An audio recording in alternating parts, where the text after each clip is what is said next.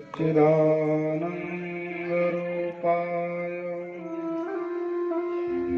विश्वोत्पत्त्यादिहेतवे तापत्रयविनाशाय श्रीकृष्णाय वयम्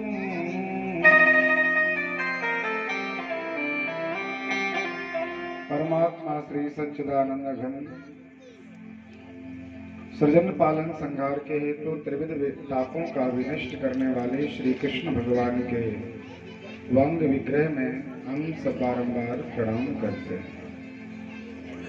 परमात्मा श्री सुखदेव स्वामी राजर्षि परीक्षित को कहते हैं, राजन, श्री कृष्ण भगवान द्वारिकाधीश हुए और प्रभु का प्रथम विवाह संस्कार रुक्मिणी मैया के साथ संपन्न हुआ। बड़े भाव से परमात्मा का यह विवाह हुआ। सभी लोक रीति वेद रीति शास्त्र सम्मत व्यवहार के साथ प्रभु ने पाणी ग्रहण स्वीकार किया। 1 वर्ष व्यतीत हुआ और मां रुक्मिणी गर्भवती हुई। सुंदर समय आया, मैया ने अपने बेटे को जन्म दिया। नाम रखा गया महात्मा प्रद्युम्न। कल हम रास पंचाध्यायी कथा में थे तो उसमें सुना था कि कामदेव का आगमन हुआ था। कामदेव जी से भगवान नारायण ने शर्त रखी थी, यदि मैं जीत जाऊंगा तो आपको बेटा बनना पड़ेगा। तो वही कामदेव ही प्रद्युम्न स्वरूप भगवान के प्रथम संतान के रूप में पधारे। मां रुक्मिणी प्रसूति का कक्ष में अपने नवजात शिशु के साथ लेटी थी। रात्रि का समय था। अश्वेश्वर सम्रासुर को समाचार हुआ कि आकाशवाणी ने कहा था कि कृष्ण का प्रथम जो भी लाल होगा वो तेरा काल होगा, केवल उसी से तुम मरेगा। संसार में ब्रह्मा विष्णु रुद्र भगवान शिव महाकाली महालक्ष्मी महासरस्वती आदि कोई भी वो आपको मार नहीं सकता। तब इसने विचार किया था कि जैसे ही जन्म लेगा तत्काल मार डालेंगे। शत्रु के लिए और रोग के लिए बहुत ज्यादा बढ़ने नहीं देना चाहिए, बहुत जल्दी उसकी चिकित्सा हो जाए। तब इन्होंने रात्रि के समय ही दूतों को भेजा। एक मायावी दूत आया। भागवत जी में लिखा है कि द्वारिका और प्रयाग ज्योतिषपुर ऐसे नगर हैं जिनको कोई भेद नहीं सकता। इसमें कोई कितना भी मायावी हो लेकिन प्रवेश नहीं कर सकता था। फिर भी उस मायावी की देखिए आप कौशलता, उस राक्षस का स्वभाव देखिए कि भगवान नगरी नारायण का अभेद वह नगर रात्रि में आया, किसी को कोई समाचार नहीं हो पाया और रुक्मिणी मैया के कक्ष में लेटा हुआ नवजात बालक प्रद्युम्न महाराज को उसने उठा लिया, विशाल ऊंचाइयों पर ले गया और उसने विचार किया, इतने ऊपर से हम इस बच्चे को फेंकेंगे तो निश्चित रूप से ये मृत्यु को प्राप्त हो जाएगा। क्यों ना पहले से गला दबा दें, फिर इसको यहीं से छोड़ दें, समुद्र में चला जाएगा। महात्मा नारद जी का आगमन हुआ और नारद जी ने समझाया, बेटा बाल हत्या करना बहुत जघन्य पाप है। जैसे कोई जीवात्मा आपके गर्भ में आया है और उसको किसी कारणवश कोई गर्भपात करा ले या नवजात बालक का वध कर दे या बालिका का वध करे तो इससे बड़ा पाप संसार में कोई नहीं। उसने कितने पुण्य अर्जन किए होंगे तब उसे मनुष्य देह मिलने वाली थी। देव दुर्लभ मनुष्य मिलते हैं। दुर्लभ वस्तु को प्राप्त करने के बाद वो पता नहीं कितना बड़ा सत्कर्मी होता, कितना बड़ा देशभक्त हो सकता है और उसके सभी प्रकार के भविष्य का हम मर्दन कर देते हैं तो ये बड़ा पाप लगता है। नारद जी ने समझाया कि महाराज जी आप इसको मार डालोगे तो आपको बहुत बड़ा पाप लगेगा। हम आपको ऐसी युक्ति बता दें कि आप पाप से भी बच जाएंगे और आपका ये बालक भी मृत्यु को प्राप्त हो जाएगा। कहा महाराज जी बताएं। महात्मा नारद जी ने समझाया कि देखिए एक तो नवजात बालक है, ये बहुत बड़ा नहीं है, वो इतनी ऊंचाइयों पर आप हैं, इस ऊंचाइयों से आप जब इसको नीचे डालोगे तो बीच में ही प्राणांत हो जाएगा। इसके अंदर कोई शक्ति संचार नहीं है। मान लीजिए फिर भी मृत्यु को प्राप्त ना हो तो आप इसको ऊपर से समुद्र में डाल दो। जो द्वारिका है चारों तरफ समुद्र के बीच में है, सर्वत्र समुद्र महाराज। तो कहा समुद्र में डालोगे तो ये जल में मृत्यु को प्राप्त हो जाएगा, जल में जलीय जीवों का ये भोजन बन जाएगा, इसलिए आपको पुण्य मिलेगा, पाप की राशि प्राप्त होने वाली नहीं है। आप अपने हाथ से मत मारिए। आप राजा का काम कर रहे, इसलिए आपको देशभक्ति का, आपको सुंदर धर्म का आश्रय प्राप्त होगा, आप इसको ऐसे ही छोड़िए। तो जिंदा प्रद्युम्न जी के लिए वहां से छोड़ा गया। उसे मारने वाला परमात्मा के तो ये अंशावतार हैं, भगवान नारायण सब सर्व समर्थवान, सब देख रहे, लेकिन किसी को कुछ बताए नहीं प्रभु ने। यहाँ प्रद्युम्न महाराज समुद्र में आए और एक विशाल मत्स्यराज ने अपना मुंह खोला और एक मछली के पेट में प्रद्युम्न चले गए। मत्स्यराज का शरीर वैसे ही बड़ा था, तो प्रद्युम्न का जब उसने आहार दिया तो उसका चलना फिरना बड़ा मुश्किल हो गया। किसी केवट ने जाल फैलाया था, उसी जाल में वो मछली फंस गई। उसने देखा बहुत बड़ा मत्स्यराज हाथ लगा है, अब तो बहुत 4-6 दिन आनंद से भोजन पाएंगे, अब ज्यादा परिश्रम करने की आवश्यकता नहीं है। देव योग से उसने मछली को बिल्कुल सीधे भागों में काटना प्रारंभ किया। 2 भागों में काटा तो उनके गर्भ से एक नवजात बालक इनको प्राप्त हुआ। बड़ा आश्चर्य हुआ कि मतलब मछली के पेट में से बालक का जन्म हुआ, ये तो बहुत आश्चर्य की बात है। तो ये आश्चर्य तो राजा को मिलना चाहिए। राजा इस समाचार पाकर के हमें बहुत प्रोत्साहित करेगा, बहुत धन प्राप्त होगा। इस धन की लालसा से वह प्रद्युम्न को लेकर के असुरेश्वर सम्रासुर के पास चला गया। देवी योग देखिए आप, तुलसीदास जी कहते हैं, कर कमंडल कर लिए तुलसी तहां तहां जाए। आप कहीं भी अपना कर्म रूपी कमंडल लेकर के जाइए, चाहे कुआं में जाओ, चाहे सरोवर में जाओ, चाहे समुद्र में जाएं, चाहे किसी नदी में जाएं, लेकिन महाराज तामे एक बूंद भी न समाए, उसमें एक बूंद भी आपको ज्यादा मिलने वाली नहीं है। आपका कर्म क्या है, तदानुसार ही आपको फल प्राप्त होगा, चाहे समुद्र में ही क्यों ना चले जाए। और ये भव्यता थी कि यह बालक असुरेश्वर के ही राज्य में पहुंचा। वहां एक मायावती नाम की कोई दासी थी। उसने कहा, महाराज जी हमारे पतिदेव नहीं, हमारा घर परिवार नहीं, हम आपकी सेवा में रहते हैं, इसलिए महाराज कृपा करके ये बालक हमें दान कर दो। इसकी पढ़ाई लिखाई करेंगे, इसके आश्रय में रहेंगे तो हमारा जीवन इसके सहारे कट जाएगा। मायावती को असुरेश्वर सम्रासुर ने वह प्रद्युम्न नाम का बालक प्रदान कर दिया और महाराज जी उसी के राज्य में पलने बढ़ने लगे। बहुत आनंद से इसने शिक्षा सिखाई। इसको पता था कि ये कितना मायावी है, क्या क्या विद्या जानता है, तो सभी विद्याओं का काट मायावती ने प्रद्युम्न को सिखा दिया। थोड़ा हिष्ट पुष्ट बलिष्ठ शरीर हुआ महाराज का। तो एक दिन मायावती का थोड़ा व्यवहार कुछ बदला बदला नजर आया। जैसे एक पत्नी का व्यवहार पति के प्रति होता है, ऐसे जब प्रद्युम्न के प्रति मायावती ने व्यवहार प्रणय निवेदन किया तो महात्मा प्रद्युम्न जी हाथ जोड़ लिए, चरणों में प्रणाम किया और कहा, भैया आप एक तो हमारी गुरु हैं, समस्त प्रकार की विद्या हमने आपसे प्राप्त की है, और दूसरा आप मेरी माँ हो। मुझे नहीं पता मेरा जन्म कहाँ हुआ है, मैं कौन हूँ। जब से मैंने नेत्र खोले मैंने आपकी गोदी का आश्रय लिया, और आजकल मैं देख रहा हूँ कि आपकी कुछ भंगनाएं, कुछ बदली बदली सी, यदि मेरे अंदर कोई पाप का जन्म हुआ तो भैया मुझे क्षमा करो, मुझे दंडित करिए। मायावती ने कहा, पंडित जी आप कोई बेटे बेटे नहीं हो मेरा, ना मैं आपकी गुरु हूँ, मैं आपकी पत्नी हूँ, आप हमारे पतिदेव हैं।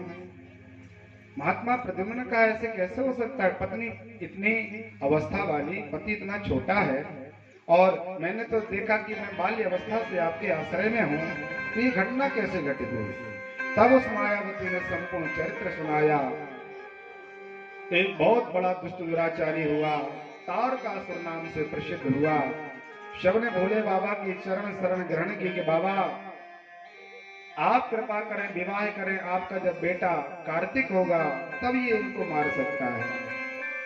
जब जन ने खडवदन को मारा, तारक असुर समर संहारा। इसलिए भोले बाबा आप जाग जाइए। बहुत प्रार्थना की देवताओं ने, लेकिन बाबा की समाधि नहीं की। तो श्री व्यास जी महाराज ने कहा है कि 18 पुराणों में केवल 2 वचन आप धारण कर लीजिए। अष्टादश पुराणेषु व्यासं वचनद्वयं परोपकाराय पुण्याय पापाय परपीडनम्। केवल 2 सूत्र आप यहाँ से आज ले जाइए। 18 पुराणों में व्यास जी ने केवल सार बताया है। आपके मन वचन कर्म से, आपके शरीर से, आपकी धन संपत्ति से, आपकी विद्या से किसी को परेशानी नहीं होना चाहिए। इससे बड़ा धर्म महाराज दूसरा कुछ नहीं है। परहित सरस धर्म नहीं भाई और परपीड़ा सम नहीं अधिमाई।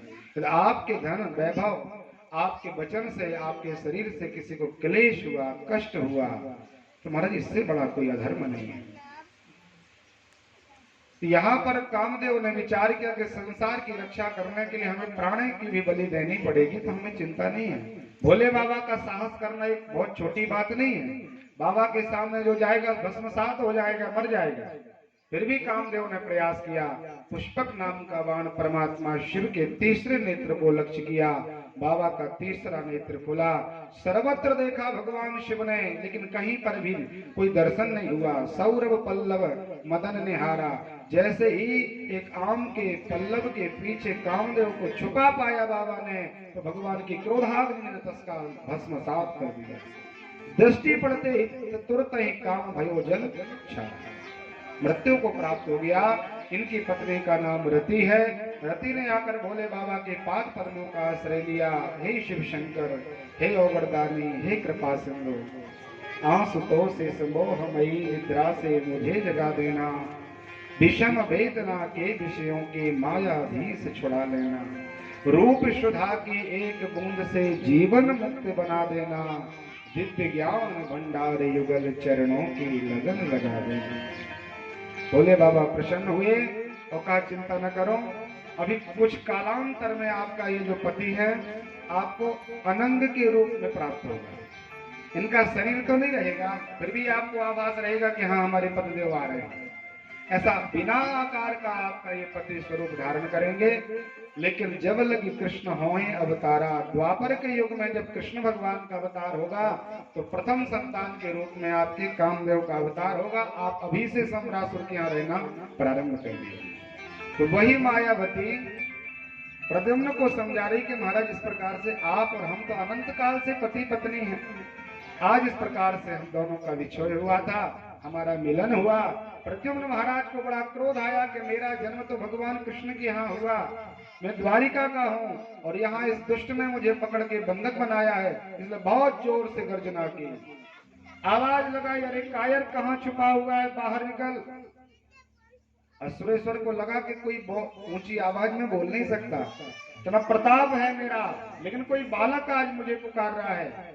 जैसे ही बाहर निकला शम्रासुर तो देखा कि इन्हीं के घर में पला बड़ा वो बालक आज मुझे आंखें दिखा रहा है।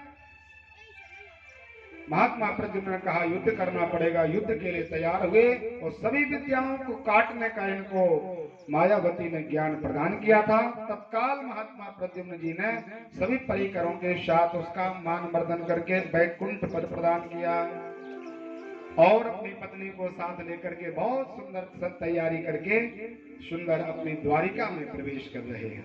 श्री सुखदेव स्वामी परीक्षित को कहते हैं, राजन, जैसे ही प्रद्युम्न जी ने द्वारिका में प्रवेश किया तो जितनी भगवान की रानियां थी सभी रानियों को लगा कि भगवान द्वारिकाधीश तो अपने सुंदर आसन पर विराजे हैं और ये किसके साथ विवाह करके परमात्मा प्रवेश कर रहे हैं। केवल रुक्मणी जी को लगा कि यदि आज मेरा बालक होता तो बिल्कुल हूबहू इसी की तरह दिखता। रुक्मणी मैया ने केवल अपना पुत्रवत उसका दर्शन किया। समस्त परकरों ने, सभी पटरानियों ने विचार किया ये भगवान कृष्ण का आगमन हुआ है। तब महात्मा नारद जी ने पुष्ट किया कि आपका जो विचार है बिल्कुल सही है, ये आपका ही बेटा है। इस परिघटना के कारण अभी तक ये आपसे दूर रहे। महात्मा नारद जी के वचनों पर भरोसा करके रुक्मणी को भरोसा हो गया। श्री सुखदेव स्वामी ने जब ये कथा सुनाई तो परीक्षित जी ने कहा, महाराज जी आपने हमें केवल एक विवाह की कथा सुनाई कि परमात्मा का विवाह भीष्मक महाराज की बेटी रुक्मणी के साथ हुआ, लेकिन अभी आपने कहा कि जैसे ही प्रद्युम्न जी का आगमन हुआ तो भगवान की सभी रानी पटरानियां लज्जित भाव को प्राप्त हो गई। इसलिए महाराज जी ये बताइए भगवान के कितने विवाह हुए। प्रश्न करने पर श्री सुखदेव स्वामी ने भगवान के अन्य विवाहों की चर्चा सुनाई। कहा, राजन, योगेश्वरेश्वर कृष्ण देव देव जगत्पते अंतुम नारिहसि कन्या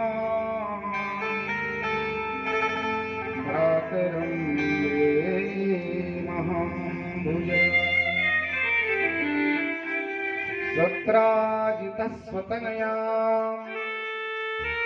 कृष्णाय व्रतकल्विषा युष्मन्तकेन मणिना स्वयमुद्यामगत्यवा।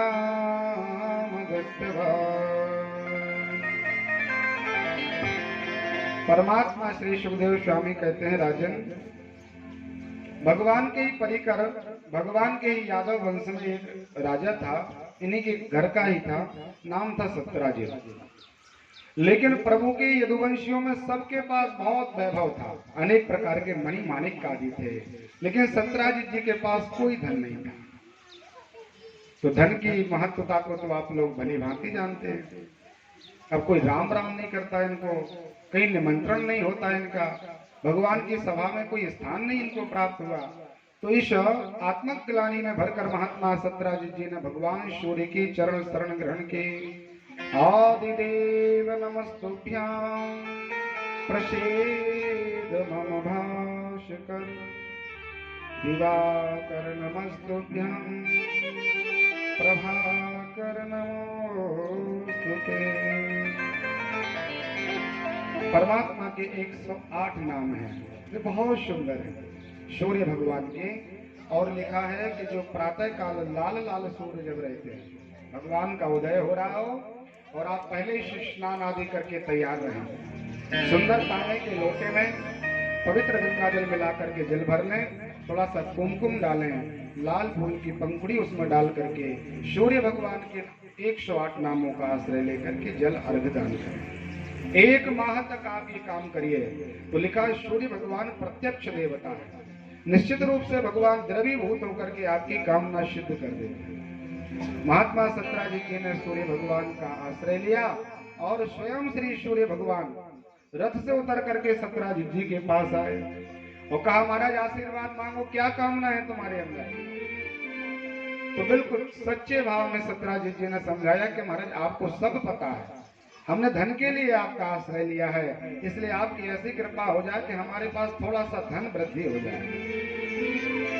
सूर्य भगवान ने श्यमंतक नाम की मणि प्रदान की और कहा, राजन, इसका ऐसा प्रभाव है कि सूर्योदय बाद में होगा, पहले 8 भार सोना आपको प्राप्त हो जाएगा। धन है इस मंतक नाम की मणि। सत्यराजीत जी ने विचार किया, महाराज पक्की बात है। बोले, एक दिन नहीं, प्रतिदिन इतना सोना आपको प्राप्त होगा।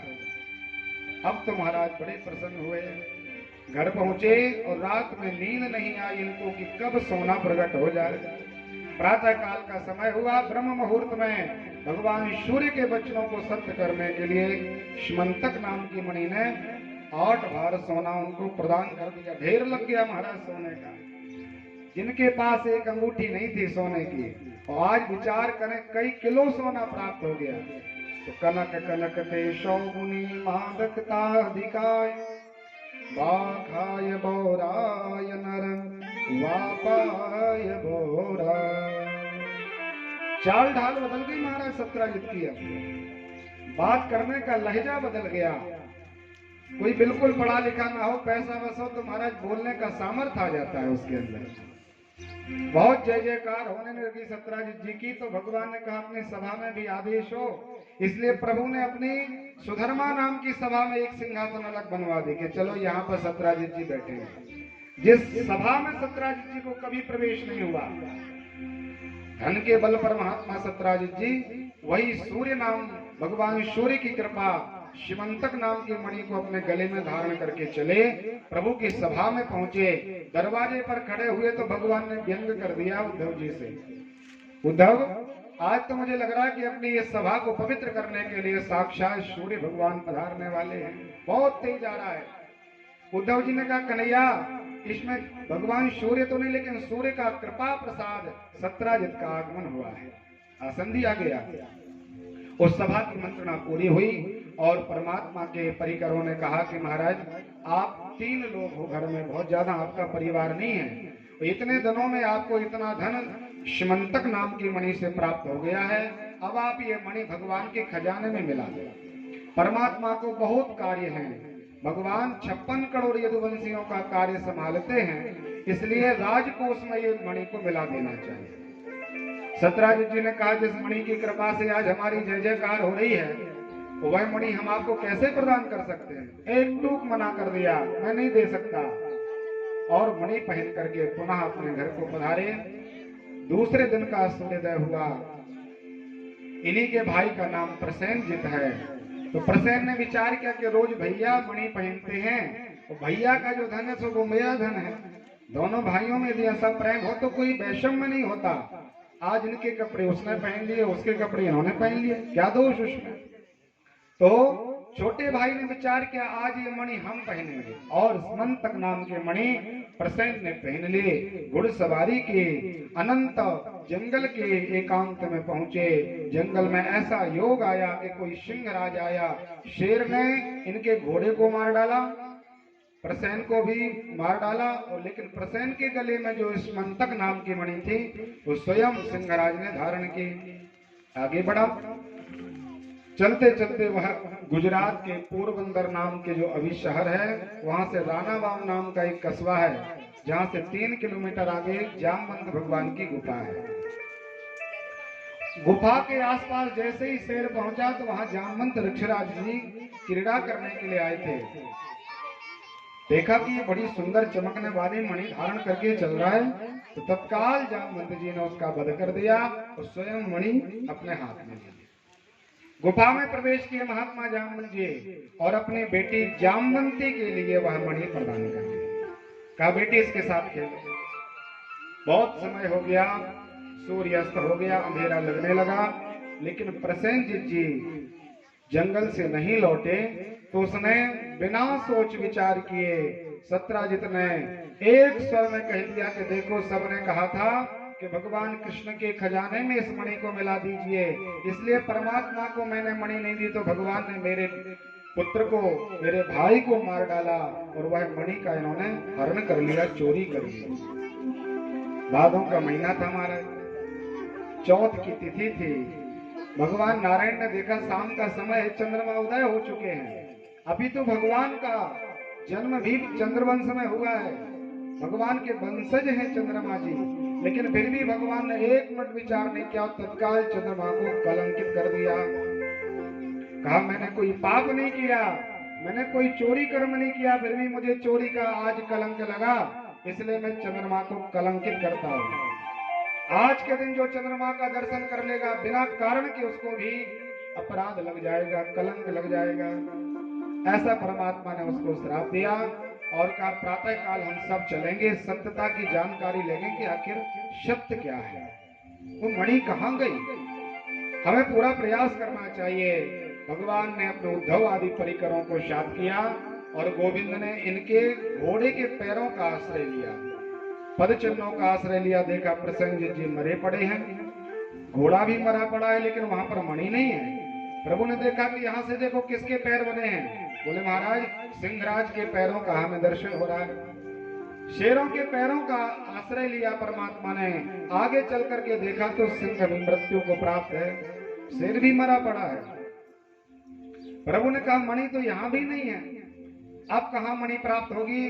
तो उद्धव जी ने कहा कन्हैया मुझे यहाँ से ऋक्षराज जामवंत जी के पद चिन्ह दिखाई दे रहे हैं। जामवंत भगवान के पैरों का चिन्ह का आश्रय लेकर के भगवान उसी जामवंत भगवान की गुफा में प्रवेश करने के लिए तैयार हुए। आज भी गुफा है।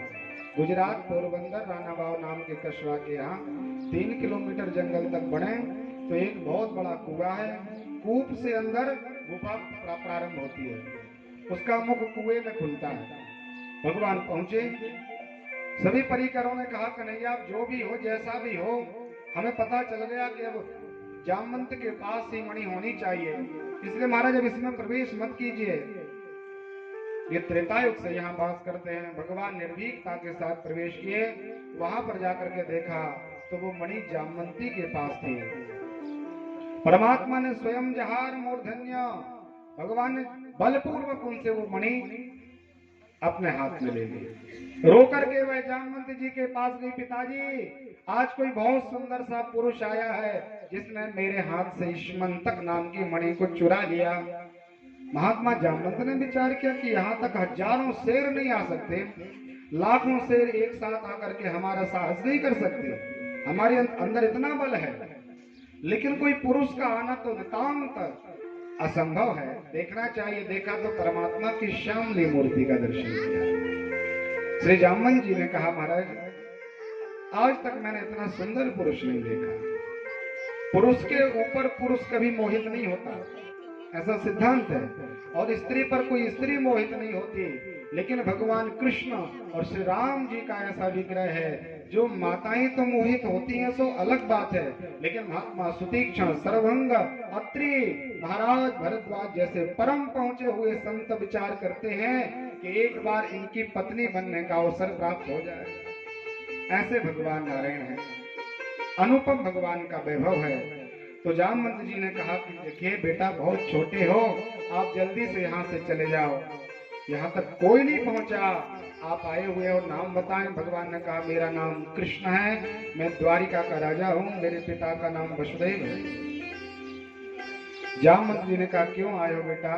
कहा मुझे कलंक लगा है और ये मणि हमें आपके यहाँ प्राप्त हुई है। मणि मैंने ले ली, मैं जाने वाला हूँ, कोई दिक्कत नहीं। जाने के लिए भगवान तैयार हुए तो जामवंत जी ने कहा कन्हैया ऐसी मणि नहीं आप ले जा सकते, ये मणि मैंने बेटी के हाथ में दे दी। एक बार जो बेटी को धन दे दिया उसको फिर वापस नहीं लिया जाता, वो बेटी का होगा।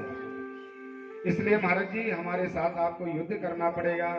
गोविंद ने कहा अच्छी बात है, युद्ध करने में यदि हम जीत जाएंगे तो मणि लेके चले जाएंगे, यदि परास्त हो गए तो हम आपको मणि छोड़ देंगे। जामवंत जी ने विचार किया कि देखिए ये नवजात नया छोटा छोटा बालक जिसके अंदर कोई बहुत ज्यादा शक्ति नहीं, कौशलता नहीं, त्रेता युग का विशाल जब युद्ध हो रहा था और उसमें चलत दशानन डोलत धरनी, ऐसा दशानन जिसने भगवान शंकर बाबा के कैलाश पर्वत को उठा लिया था। वरुण कुबेर दिक्पाल इसके पानी भरते थे, भगवान ब्रह्मा जी आकर के वेद पढ़ाते थे कि महाराज उठो अब पढ़ने का समय हो गया, भगवान शिव स्वयं आकर के अभिषेक कराते थे। ऐसा दशानन, इतनी प्रभुता से युक्त दशानन, और जब उसके साथ युद्ध हुआ जामवंत जी का तो जामवंत जी ने उसके दोनों पैरों को पकड़ा, 7 बार घुमाया और लंका में फेंक दिया। 1 मिनट के लिए रावण भी साहस नहीं कर पाया जामवंत के साथ युद्ध करने के लिए।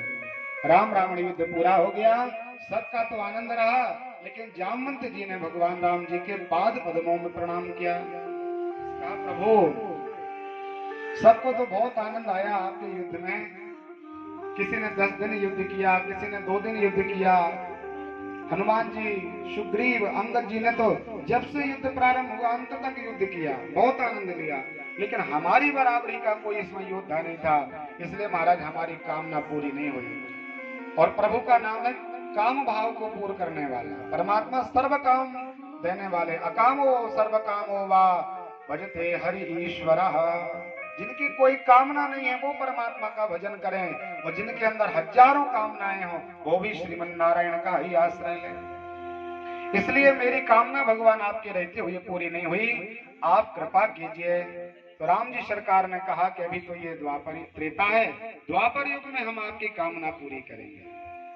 आज भगवान श्री कृष्ण भगवान राम का ही विग्रह जामवंत जी के सामने खड़ा। जामवंत जी पहचान नहीं पाए कि ये कौन है। भगवान ने अपना वैभव थोड़ा सा छुपाया था। जामवंत जी ने कहा युद्ध करेंगे। प्रभु ने कहा ठीक है, युद्ध आप विचार कर लो कैसा युद्ध करना है। धनुष बाण का युद्ध चाहेंगे, गदा का युद्ध चाहेंगे, खड्ग तलवार का युद्ध करेंगे, आप कैसा युद्ध करना चाहते? तो जामवंत जी ने कहा महाराज मल्ल युद्ध की इच्छा हो रही है, एक दूसरों को लिपड़ करके युद्ध करें। कहा ठीक है। परमात्मा ने मल्ल युद्ध प्रारंभ किया। 27 दिन और 27 रात्रियां निकल गई, 1 सेकंड के लिए युद्ध रुका नहीं। इतना अहिर्निश रूप से युद्ध चलता रहा। 28वें दिन का सूर्य भगवान उदय हुए, 28वां दिन प्रारंभ हुआ। यहाँ देखा जामवंत जी ने कि हमारे शरीर ने गवाही दे दी। एक एक हड्डी चकनाचूर हो गई, मेरे शरीर में कोई शक्ति नहीं बची, हमारा अतुलित बल समाप्त हो गया। बलि बांधत प्रभु बाड़ियो सो तनु बरि न जाए, उभय घड़ी महादीनी सात प्रदक्षिण धाय। मैंने त्रिभुवनपति परमात्मा विराट नारायण की 7 परिक्रमा 2 घड़ी में लगा दी थी, 48 मिनट में। और आज मैं एक छोटे से बालक से हार गया, परास्त हो गया। कारण क्या है? तो इनको अपने वरदान की याद आ गई कि देखिए मैंने राम जी सरकार से वरदान मांगा था कि प्रभु मेरी कामना पूरी कीजिए, तो प्रभु ने कहा था मैं स्वयं आऊंगा। और आज साक्षात भगवान ही सामने खड़े हुए हैं। दृष्टि बदली और तत्काल भगवान ने, जो भगवान मुरली लेते थे, जो भगवान मोर का पक्ष लगाते थे, भगवान ने राघव के रूप में दर्शन दे दिया। बोल राघवेंद्र सरकार की, सीताराम सीताराम।